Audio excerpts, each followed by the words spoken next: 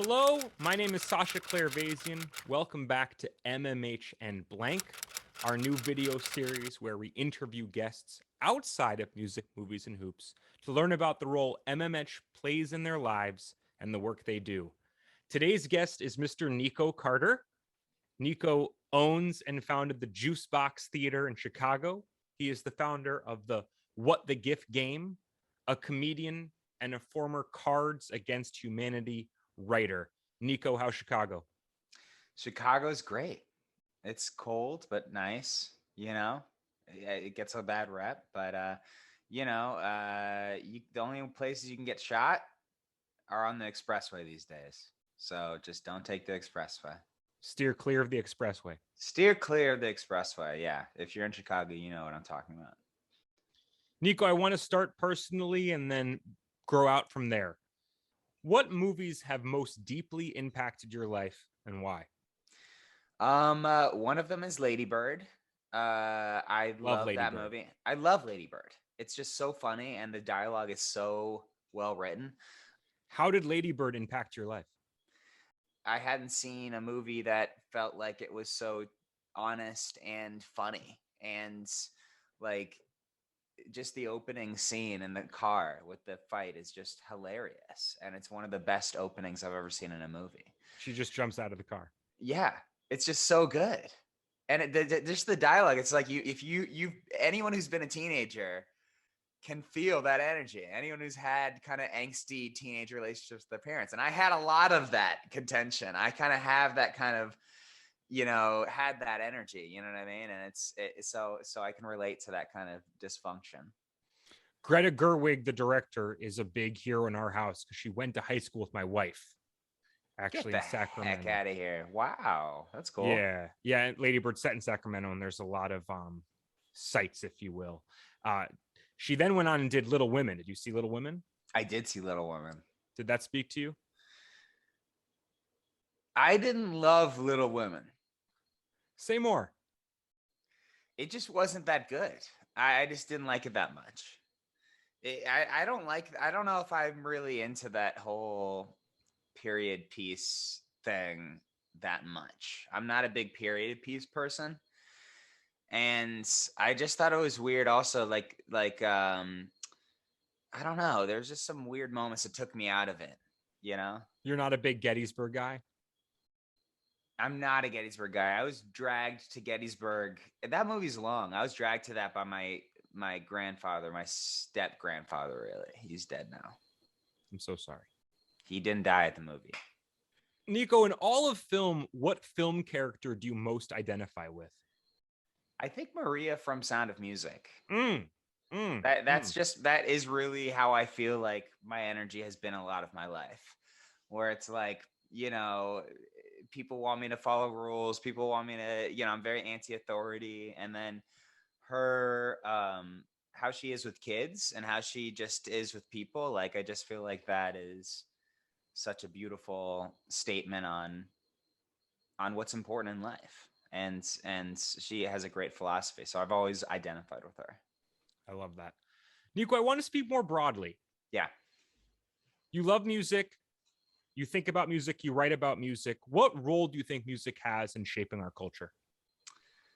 I think music is really, really super important. I think, I tend to think about it as a type of labor, like a type of work. Like, I think that's really where most American genres of music come from. Certainly the original ones like the blues and jazz come from a background of professional musicians who are working for a living, in the in industry. And then, within it, you see obviously a lot of predatory activities and stuff like that. But I think so it's a kind of a microcosm of just any American labor type of labor, basically being commodified and vulturized by, at this point, white capital, rich white men.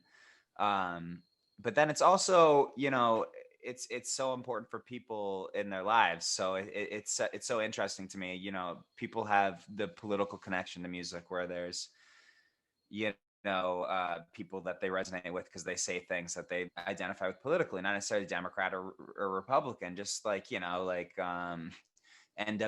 It's like, I feel that way. I hate the cops, shit like that. You know what I mean? Like, you just kind of have different resonances with different artists. Music means so much to people, and I think we're all trying to resonate with the parts of it that speak to ourselves and our values. And what's crazy is some artists like NWA are deeply political, and then some artists aren't political at all and have no political statement and are just write about love songs or write about life. How are we able to kind of connect with both sides of that? I think it's interesting because in my mind, like, there's a political dimension to that work that's non-political, like, in certain sense. Like, there's just framings within the narrative context of the lyrics that are espouse different perspectives that you identify with on a level, and it's on a value level. Like, maybe it's like a Taylor Swift, where she's writing like highly individualistic, like, love songs, like, very, I mean, I'm not trying to say that it's not like in a derogatory way, but very, just individualistic, perspective on stuff in a certain sense, if that makes sense. I think tell me this feels right. Kind of what you're saying is that, like, even in non-political lyrics, there's coded language. Yeah, there Maybe when is. Taylor Swift talks about a cardigan, that kind of feels benign, but at the same time, only certain people wear cardigans and identify with cardigan culture. Yeah, exactly. Like, she's still a human being. Like, all human beings to me are kind of, in a certain sense, presenting, certain things that aren't the reality of things. But so she's always going to be a white woman who is, rich, who is, basically comfortable within a system that is set on, you're really exploiting the vast majority of people.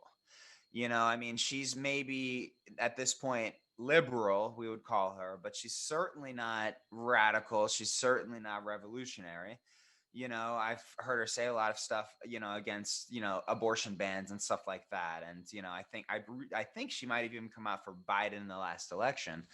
But, I guess what I'm saying is, from my perspective, being kind of far to the left of these kinds of actions, I view them as inherently political, in the sense that they are fine. These people are fine with the system as it is. They're fine with the exploitation of labor. They're fine with all of the poverty. You know what I mean? I mean, at, at a certain level, you know what I mean? They're certainly not talking about things and working for things, or and writing music that has any perspective that would care about those things. So they live in a world in which those things, I guess, don't really matter in a substantive way to me.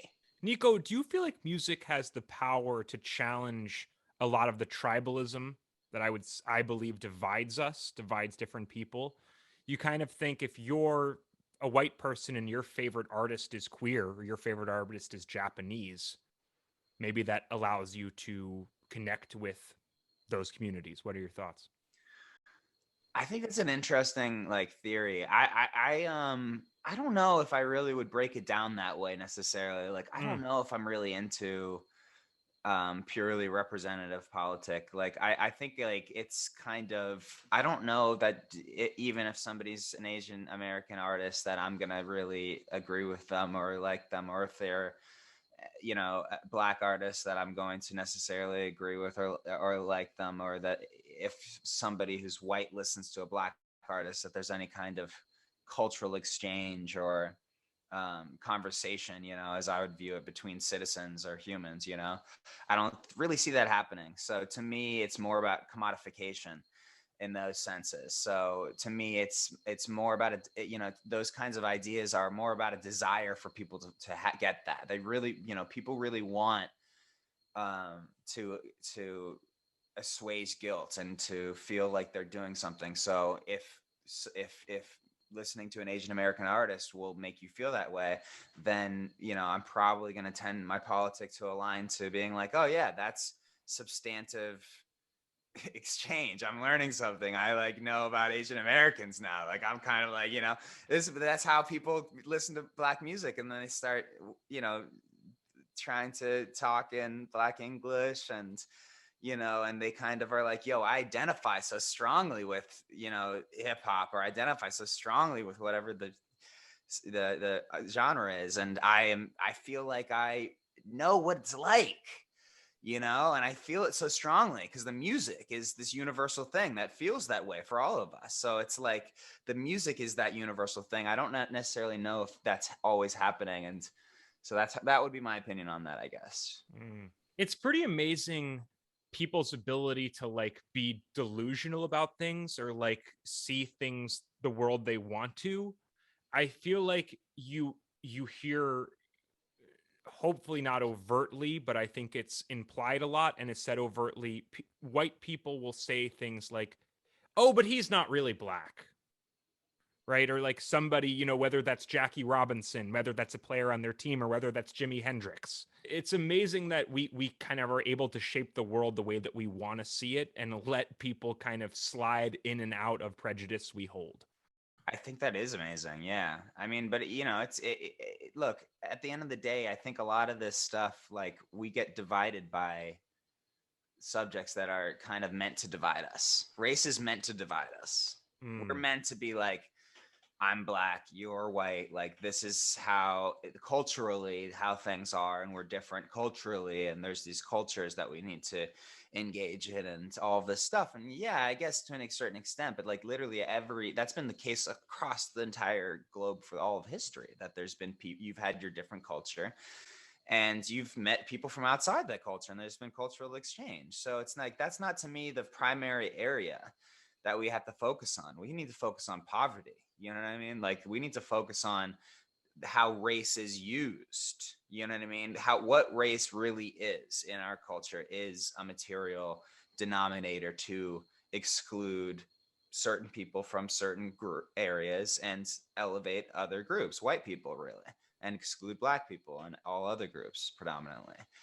And it's a mentality. I mean, anybody can have that mentality of power. You know what I mean? That mentality of power is held by poor people. 100%. Nico, I'd love to learn about your life. Sure. Tell us about the Juicebox Theater.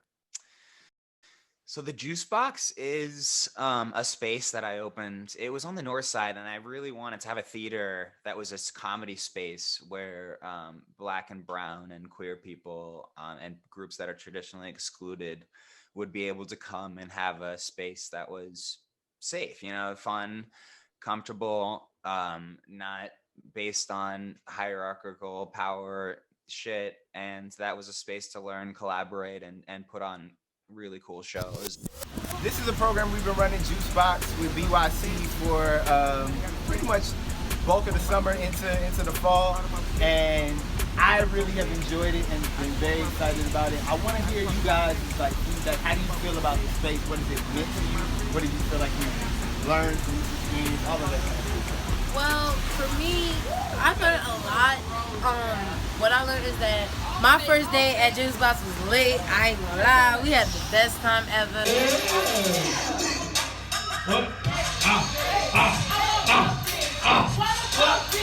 All right, so Maya, how have you felt these past few months?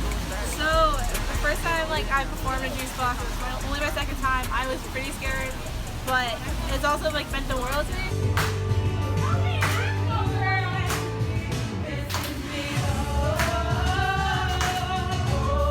How do I feel about it? I feel like it's a really good outlet for the youth to get their emotions, sometimes their anger, their frustrations, their everyday grind out of their body and expel it out into the world for other people to watch and enjoy. We grew this project with BYC, where we started working with this group of youth to get them performance experience and get them into a music space. And I actually turned the green room I had in the back of the theater into a little music studio. I put all of my equipment in there, and we just started making music, and we made a bunch of amazing music. And it ended right in January. Had some amazing performances, and it was just huge confidence boosters. And then we were going to open a space. Basically, we got this grant to open a space, music recording studio, and I moved all the stuff in there. It was soundproofed and everything. It was like really beautiful. And then COVID happened, and then so basically that kind of erased that side of things. And then I closed the theater, obviously, because of everything that was happening. And since then we've been online and going into spaces now, basically with Chicago Hopes for Kids. And I do programming with the youth. I got cats in the back, dog is attached, Gucci's Matty Black, got the cats as black to match, running on a horse high, you can ride. I've been in the house, you can get up on the cloud now. Can't nobody tell me nothing. You can't tell me nothing. Can't nobody tell me nothing. You can't tell me nothing. Incredible, Nico. Wonderful work. Thank you for the work you're doing. Thank you for having me on. Absolutely. Nico, I want to put COVID aside because it's so enormous and hard to grapple with. Backing up to when you were having success at the end of 2019. Yeah. Tell us about the steps to go from having the idea of a space where underrepresented groups can make art and do theater to then having a legitimate business with performers and audience people and a production. That's an incredible feat. I mean, it was very hard. It was you know, it's a lot of learning about how the city works. You know, you have to get so many permits and, you know, make designs and, you know, talk to a million different people and get a ton of inspections and talk to lawyers and, you know, bribe aldermen. And, you know, you have to do so much to get it to happen. But it's worth it. You know, I mean, in that period, I was like riding a bike for DoorDash and Uber Eats, so, you know, just to basically make extra money. And it was, you know, a lot of work. I mean, then I would go run shows, you know, but wouldn't trade it for anything. It was so fun. And so much has come out of that and continues to come out of that. So highly recommend it. Like, if you have an idea like that, don't wait, you know. Where did you get the fire to do this work? It is hard. How did you stay motivated and persevere? I think it's because I just kind of situate everything to, I kind of got tired of working for other people. You know what I mean? Like, I think that I was just kind of disturbed by the fact that my own mentality was being like controlled by all of this shit going on and all my bosses, and I couldn't talk about certain things here and all this different stuff. And I was like, what do I really want to do while I'm here on this planet? You know, I was like, who do I actually want to work for? Like, what do I want to do? Do I want to work for the future by writing, you know, amazing stuff? Or do I want, like, what do I want to do? And I just realized the people that I want to work for most are kids who have it really tough. You know, I started volunteering at this trauma camp and just really love the work. And it's like, coming from a background of comedy, you know, it's, you know, there's a lot of social workers. There's not a lot of that background in that environment. You know, they really can use it. So it's really, really awesome when people who are entertainers go and work with youth who are, you know, experiencing trauma, because those traumas compound. Like, they have the science, it's out, you know what I mean? Like, those traumas can become disorders of all kinds. And it's like, that's really where you see a lot of violence. That's really where you see a lot of pain and suffering that people go through. And you can kind of stem it off by giving people a space and giving kids a space to just express themselves and teaching them, you know, how to be fearless.